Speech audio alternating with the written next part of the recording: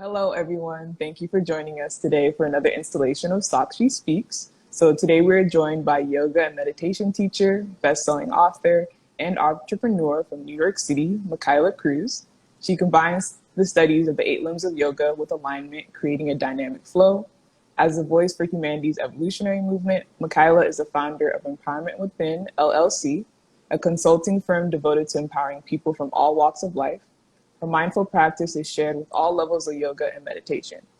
Over the past decade, Mikaila has been recognized by CNN, NBC Nightly News, Fox, BBC, and was named the Woman of Empowerment by the Washington Times.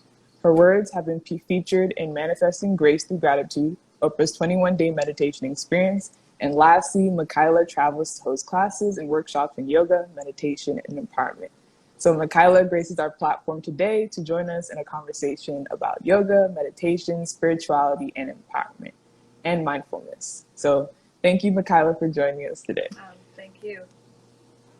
All right, so kind of just to start off with a little bit of an icebreaker to set the mood and get us started on our conversation. So I want you to try to describe yourself in 3 words and give a little context to each of your word choices. You can take as much time as you need and then just go ahead when you're ready. That's a great opener. Explorer, Okay.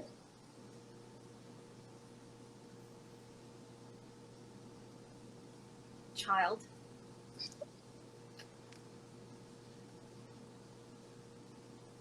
introvert. Oh, that's interesting. Could you give a little bit of an explanation for why you chose those words? Okay, so explorer. I've been traveling internationally since I was 3 years old. Oh, wow. My parents were very much into traveling around the world, and what they like to do is travel someplace. They had a set schedule and then find themselves there longer than they had anticipated.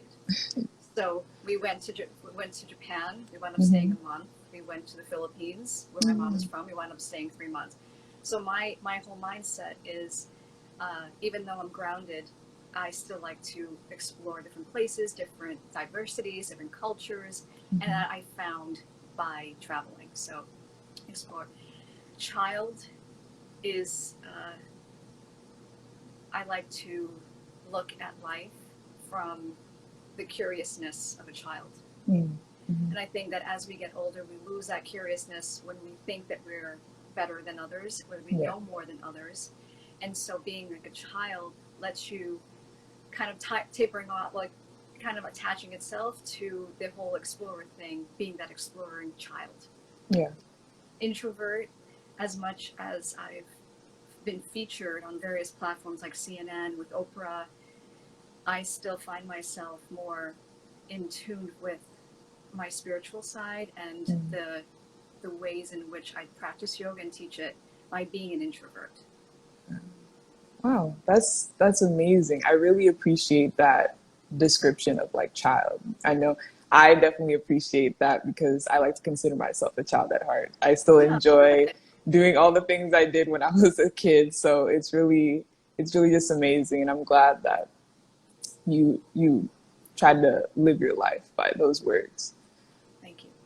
So, just to get started, so why don't you tell us a little bit about yourself, particularly in association with your journey into yoga, meditation, and mindfulness? Like, how did it start and how did you get involved? My father introduced me to yoga, the physical practice of asana, when I was 4 years old.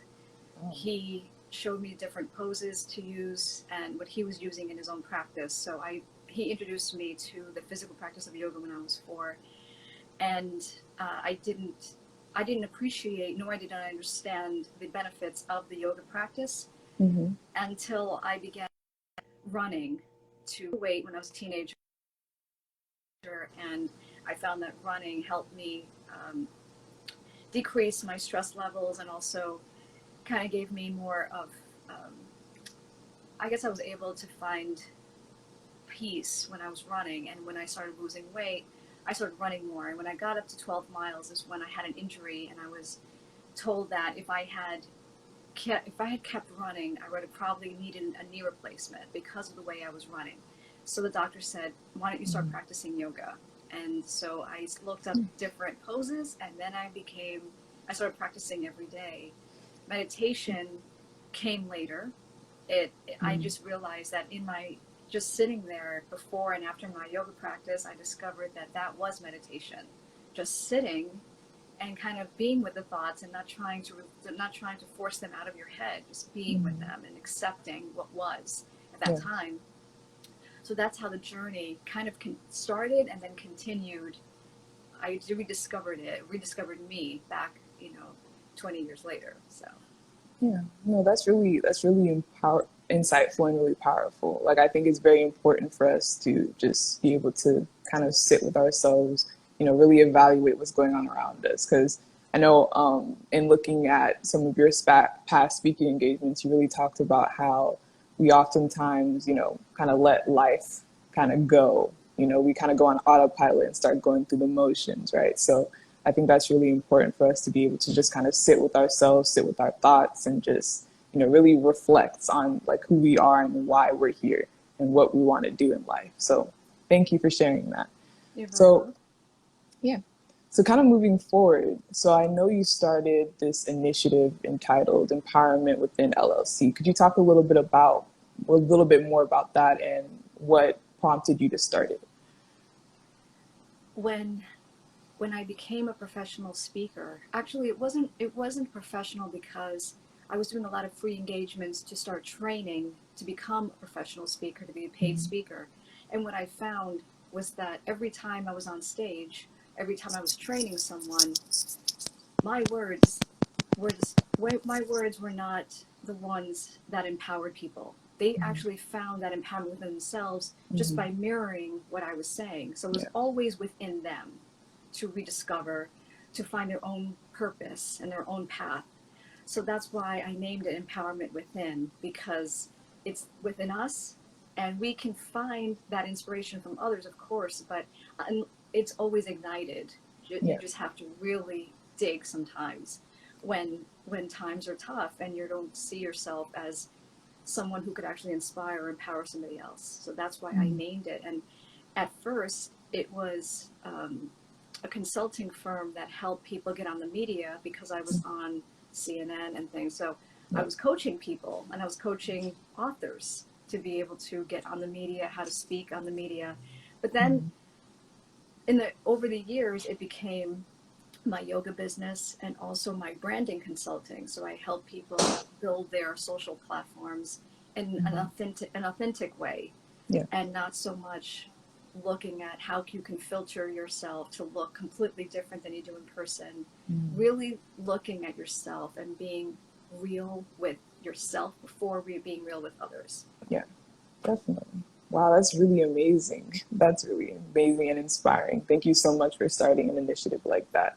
I think it's really important for us, like, especially like with social media and like this idea of having to be somebody else at all times to appease like other people. So really staying true to yourself, I think is really important. So kind of in thinking about like mindfulness, why do you think that something like that is really important and something that should be practiced on a day-to-day basis? Mindfulness, I believe, personally, has helped me find detachment from my emotions, from my reactions, from the past, from worrying about the future. We we can manifest what we want by not looking at the mistakes that we've made, by learning them. Yeah. So the lessons, whoever you get them from, friends, enemies are all teachers. So the lessons that we bring into our mindfulness practice is not good or bad if you look at it from a detachment standpoint. So mindfulness, I think, is the way in which we could be on the path and accept the path every day of our lives, but still staying in the present moment. Yes. Wow. Definitely. Definitely. Thank you so much for sharing that. That's really important. And then kind of moving forward, so are there any deeper reasons to practice mindfulness as like a mechanism of stress reduction? I believe that what's been going on with COVID Yeah. And what's been going on with the strife, Mm-hmm. political, racial, social injustices, these things are obviously tragic, and they are affecting us mentally, physically, emotionally. Yes. However, we ourselves can experience things in our own household Mm-hmm. that can as much or maybe even more so affect us Yeah. in certain ways. So mindfulness to me is one of the most important ways in which we can see our whole spectrum, our whole entire lives, Mm-hmm. as almost like a play. And we are the characters in that play. And as soon as we could see how we can mold ourselves Mm-hmm. into a place where we do not have to react, we can be aware and we can be the change and be advocates. But without mindfulness, we are constant reactors of things, of people. Mm-hmm. So I think to look at ourselves and taking a step back and saying, okay, my mind, and we always say this, my mind is racing. That proves that we have duality. We could actually see the mind and say, okay, controlling that mind, what can we do to shift that perspective? And I'm not talking about positive to negative, I'm talking about looking at it from a peaceful standpoint and Yeah. saying, okay, what can I do to change my mind about that? Wow, definitely, definitely. So I kind of want to branch off a bit here. So I know that, you're very open about having been a survivor yourself. So specifically a survivor of 9/11. Would it be, oh, if you're comfortable, would you be able to kind of talk about that and, your experience with that and how kind of yoga, meditation, healing has allowed you to, kind of be able to acknowledge and sit with that reality? I think that as a survivor of September 11th, Mm-hmm. and there are different types of survivors of that day. Mm-hmm. Obviously, there Yeah. were first responders, there were people who worked in the building, there were multiple people who were couples that Mm-hmm. were killed that day. Yeah. So my yoga and meditation practice happened a year before that tragedy. Yeah. So in that time, I felt blessed that I was able to work on myself Mm-hmm. and come to a point where, yes, 9/11 affected me greatly, Mm-hmm. but without that type of mindfulness practice before then, I think that I would still be hanging on to the great memories with my friends and still wanting to be in that place. Yeah. So I do catch myself sometimes saying, I had memories and I want to be back at that moment where we're partying and everything, but I Yeah. do believe that whatever happens for a reason for us, not to Mm-hmm. us.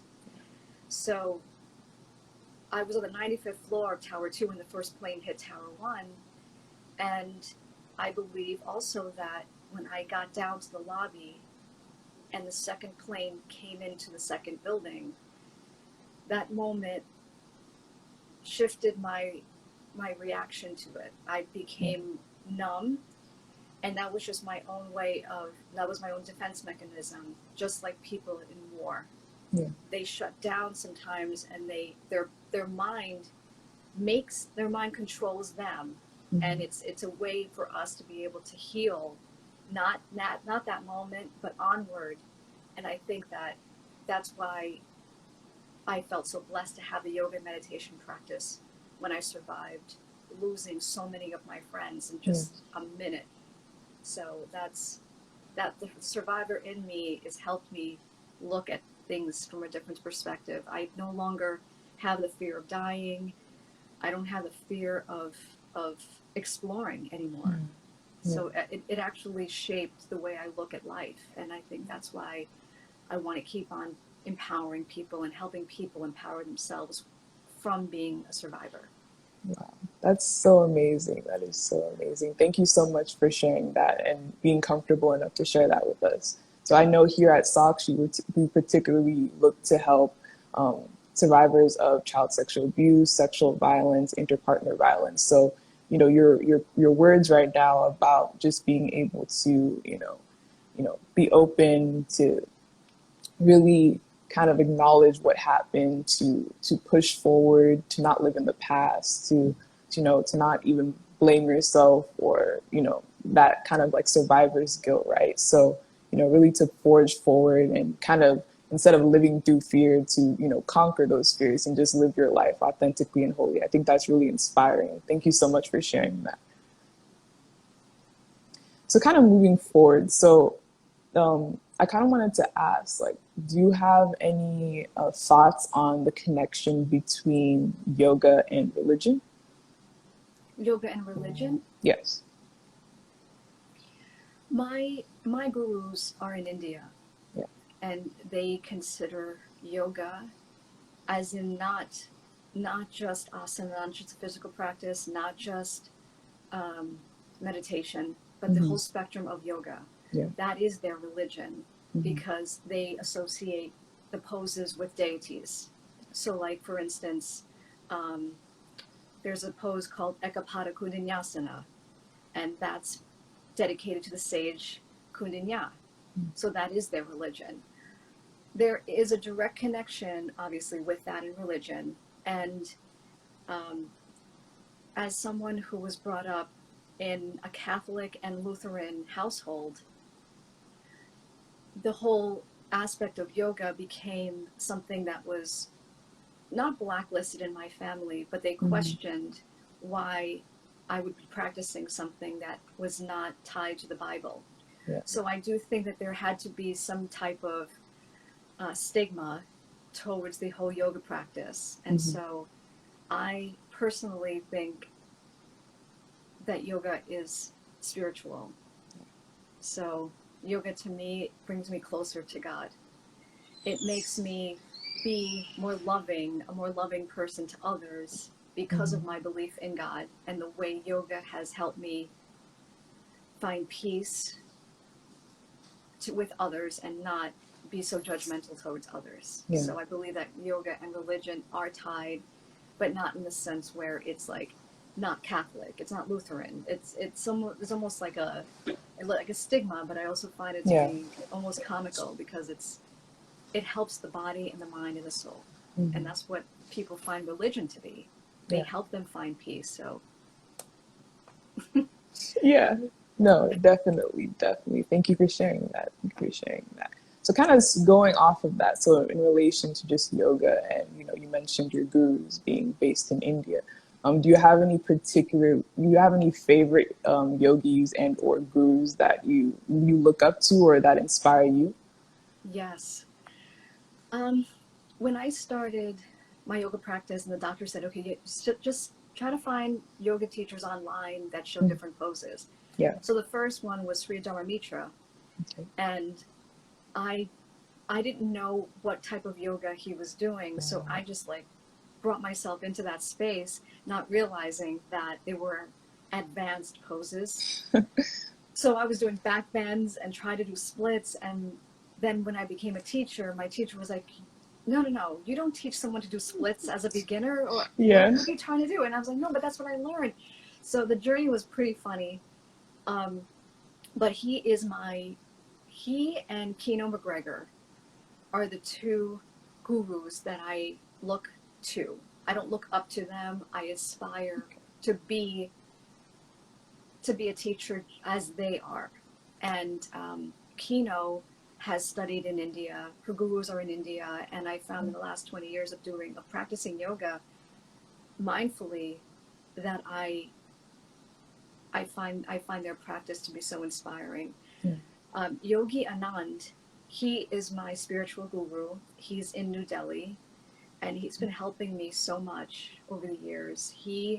There was one point in my life where it was so dark, and I found myself very lost in what I was supposed to do. My yoga teacher business was starting to excel, and I felt like I was doing a disservice because I was feeling so dark. Yeah. And the one thing that he told me was, are you teaching? And I said, yes, I have students, but I don't feel worthy enough to teach if I'm not feeling in this place. And he said, now you have to teach. And I said, what do you mean? And he said, giving yourself to others is how you can alleviate the pain within yourself. Because you're not focusing so much on yourself. You're focusing on the benefit that you're giving to others by sharing your knowledge and how happy they will feel that they know that you've given them that. Yeah. And as hard as it was, I started doing that more, having more clients. And every time I think, it's not really a good day, then I find myself saying, what can I do to help? Who needs something? Let me give. Let me give a part of myself, and it always works. Wow, that's really amazing. I think, I know you mentioned previously in another one of your talks that, you really pride yourself in making sure that you surround yourself with, positive individuals, right? People who promote, good energy and good vibes around you. So I think that's really insightful because, oftentimes when we're dealing with, you're dealing with trauma, we're dealing with pain, or we're just feeling very down or low, we, tend to self-isolate or, try to just,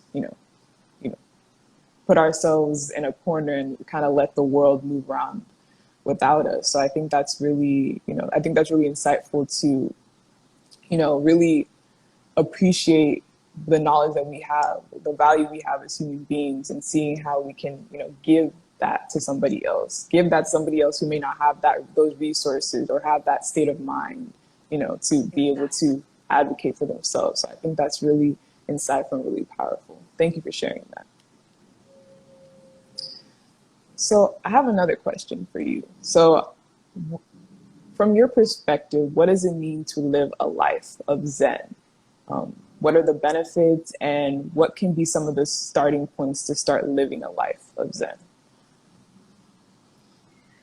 When I was, had to be maybe like 15 years ago, I was introduced to Zen Buddhism. Yeah. And it changed my whole thought process about meditation in general. That Zen was very confusing for me because, a lot of the monks would say, what are you, you're sitting, but you're not doing nothing. You're sitting, you're doing something. And if you're thinking, what's wrong with thinking? And it just confused me so much because my mind was always going, and I'm thinking, if I sit for an hour, what is that going to do? And it taught me discipline. It taught me how to sit and to be mindful. And living a life of Zen for me was to, again, take myself out of the equation and look at something not from an emotional standpoint, but just knowing that it's there. So how I guide in meditation, as Zen meditation, is knowing that the thoughts are there. They don't have to be a part of us. They can drift away like clouds, and know that they're there, but they're constantly moving, peacefully moving. And I think when we can live a few minutes out of our day that way, and just say, okay, those are thoughts. They're there, but they'll go away. And we don't have to force them away. The more and more you practice that, that's the life of Zen. You're just kind of knowing that people, negative, positive people, they come, they go. Yeah. And what happens with a lot of us, especially myself, and I think that's why I became more of an introvert, is how I attached myself to the thoughts that people had of me and of others. Yes. So then if somebody had an opinion, a strong opinion about someone, I would take that opinion and think about it, but then it would become part of me if I felt an emotional reaction to that. Yeah. So just kind of taking a breath in and saying, okay, I know this thought is there. Yeah. And then taking that breath slowly out and saying, now it's gone. Wow. Okay. I think I'm going to take that on for practice as well, because I know, I often, like what you just said in terms of like attaching, putting really high value on what other people think of you or what other people's opinions of you are, having that kind of like negativity or even not even that negativity in a sense, but just like it kind of makes you start doubting yourself in a way, like you're not living up to some kind of expectation that somebody else has for you. So I think that's really, that's really salient and important for us to just be able to really, acknowledge the fact that, that's their opinion, it's there, but it doesn't define us, right? So Right. yes, thank you for sharing that. So, kind of talking about anxiety in relation to mindfulness, what are some stress reducing techniques that you personally practice that kind of allow you to, in stressful situations or scenarios where you're feeling stressful, allow you to kind of relax and, recenter yourself? Lately, because I do weekly meditations, Mm-hmm. there's something that a yoga teacher, when I was in yoga teacher training, I had a yoga teacher who I had to observe as she was teaching the class. Yeah. When the class ended, well, right before it ended and everybody's in Savasana, she sat there in Padmasana, which is lotus, and she just had her hands on her heart and just slightly tilted her head down, Mm-hmm. closed her eyes, and I literally felt from her this feeling of, wow, it's done. I'm home. I'm at peace. So instead, I know like a lot of people will just sit, not just sit, because sometimes it takes a Yeah. lot for somebody to sit. Mm-hmm. When they're sitting, they'll maybe have their palms down on their knees and sit, which is something I do 95% of the time. But sometimes, if things are very stressful and I'm having heart palpitations or Yeah. my breath is just, I'm not exhaling because I'm just constantly holding my breath, I'll just take both hands and just put them on my heart space and just sit there. Mm-hmm. And I'm not even like, I don't even close my eyes sometimes. I'm just sitting there like, okay, I'm almost giving myself a self hug, just, pretending that the self, the divine, is Mm-hmm. here Yeah. with me and that nothing is affecting me right now. The reason why I'm stressed is because I'm thinking about something that happened in the past. So Yeah. here, Mm-hmm. nothing is happening to me. I'm completely safe. That's Mm-hmm. what I do to get myself out of my head Yeah. and back here into my heart. Thank you for sharing that. That's definitely a really cool like technique to practice. Like it's almost as if like that sense of touch, like like I'm here in this moment. Like I don't have to worry about the past. I'm right here. I'm okay. I'm well, and then you kind of just let yourself settle. So that's great. So in podcasts and your other channels, you talk a lot about how you picked yourself up from traumatic experiences and started life afresh. Could you tell us a little bit more about that, if you don't mind, and what advice you would give for people who are struggling to come out of a difficult time? I was in a very, very physically abusive relationship for years.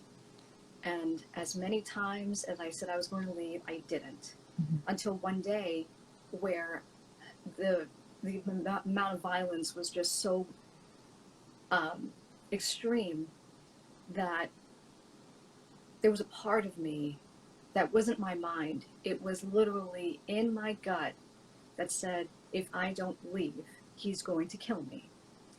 So that day, I looked online, found an apartment that was available, went to the landlord, got it done, left for good, left.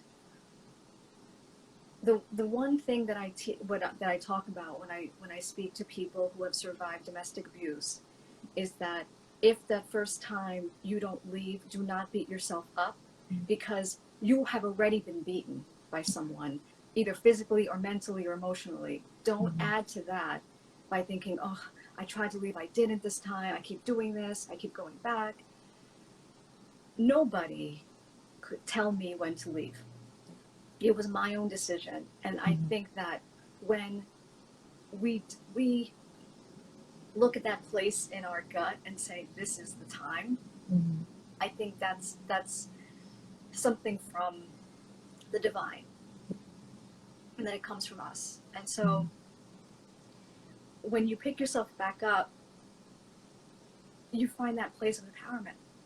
Mm-hmm. And so that's empowerment. Yeah. So we find in ourselves. Excuse me. I have a tickle in my throat. No, you're fine. You're fine. Excuse me.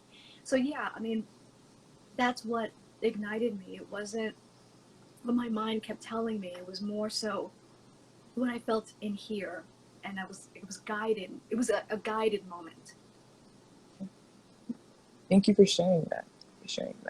Kind of going off of that, so with your work and your speaking engagements, your dedication to empowering others while also continuing to empower yourself, um, could you talk a bit more about some of the most beneficial experiences that you've had, be it with a speaking engagement that you did that you felt really proud of, or a session that you led that you felt really proud of? Could you talk about that? Um, I'm from a military family, Mm-hmm.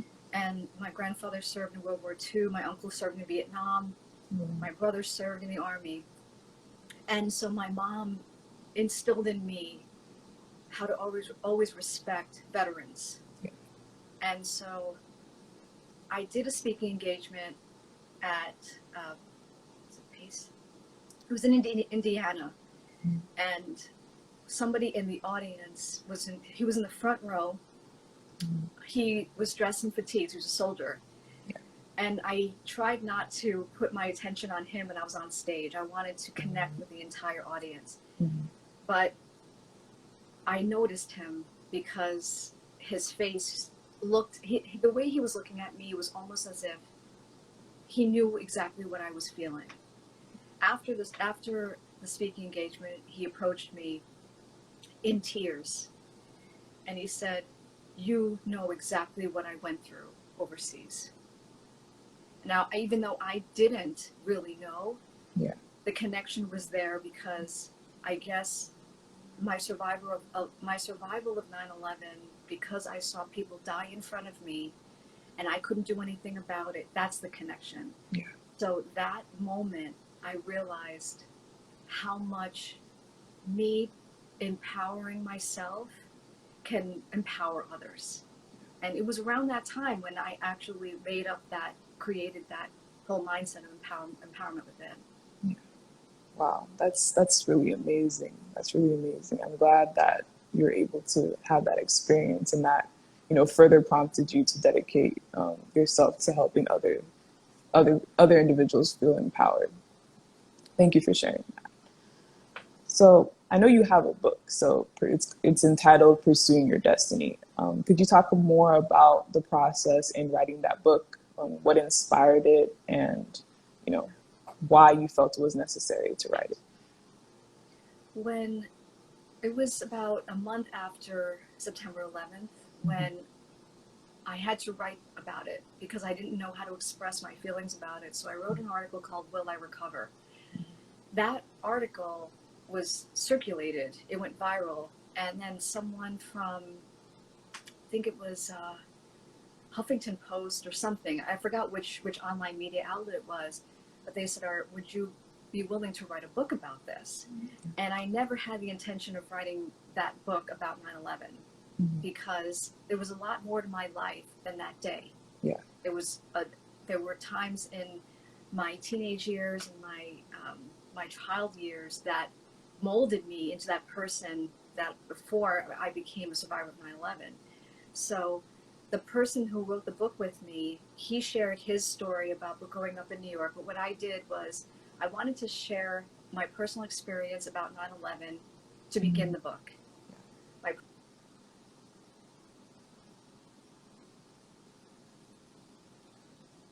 And all of a sudden, I started writing about what growing up in New York was like, and how surviving sexual abuse and working on Wall Street and using alcohol as an outlet to, to bury a lot of the trauma and a lot of the stress.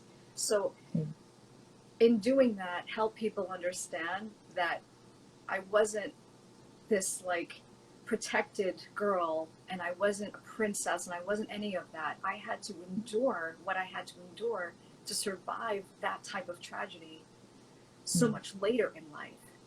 And that's why I wrote the book, because I wanted people to, people already knew that I was a 9/11 survivor, but that's not all me. That was a day in history, but it wasn't my entire life. Thank you for sharing that. That's really insightful. And I'm glad that you're able to write that book. Thank you for sharing that. Is there any advice that you give to other young writers who are also struggling to kind of, put their ideas to paper and, get started on their writing journey? Yes. When I was thinking about writing the book, I had someone tell me, the reason why you're not writing is because you're afraid. And I said, I'm afraid of writing what? About my personal stories? He said, no, you're afraid that what you say is not going to be good for the readers. But think about just vomiting on your laptop, just writing whatever. Because if you have a good editor, that editor will take your ideas and shift them around, and you will have a book. True. I said, okay, so I'll try that. But the one piece of advice that I would give to writers is to commit to it. There are 24 hours a day. We all have 24 hours a day. None of us have 23. None of us have. This is it. So I think that when you decide, make that really conscious decision. If this is what you really want to do, show up. Show up to writing. If you have a goal of 100 words a day, stick to that. And then make that goal even more. That's how the book became 336 pages. Wow. It was us saying, okay, 100 words. Now it became 1,000 words a day. We stuck to it, and then the ball was rolling. And fortunately, the media took wind of it, and it became a bestseller because we decided to be open, completely open about who we were. And that's the advice. Just show up. Yeah, definitely. And I appreciate that because I'm an avid reader, and I really enjoy when I really get a sense of the author and who they are when I read the book. So I think that's a really important message that you just, a really important piece of advice that you just gave. So thank you, Mikaila, for joining us. Before we conclude, I just wanted to ask if you have any last minute words or anything that you would like to say to our audience before we check out. Yes. So we were talking about mindfulness, Zen. Mindfulness can be found with doing your dishes, doing the laundry, sitting, playing with your pet. These things keep you present. So if you're washing dishes, know that you're washing dishes. Don't make it a robotic thing. Don't be on autopilot. Give yourself time to be with what you're doing. And that is Zen. All right. Thank you, Mikaila. Thank you so much for joining us today and taking the time out of your day to, have this conversation with us, to sit with us, to, be open and honest with us. It was a pleasure having you. I wish you well, and I hope you have a great rest of your day. So to the rest of our audience, thank you so much for joining us today. Here at Sakshi, we believe in a preventative approach towards gender equality and an abuse-free environment to continue our work, but we need your help in continuing our work. The Rakshin Project by Sakshi, under the direction of the Ministry of Youth Affairs, is working with the NSS units all across the nation to equip 4 million youths to be preventers of child sexual abuse. It is time to nip the problem in the bud. Help us in working to skill-build Rakshins who can prevent sexual violence in their community by donating 1,000 rupees to support the training of one Rakshin to make home a safe space. Thank you so much for joining us for this insightful session in relation to mindfulness, yoga, self-empowerment, and much more. It was a pleasure having you, Mikaila, and thank you. Thank you so much. Bye-bye.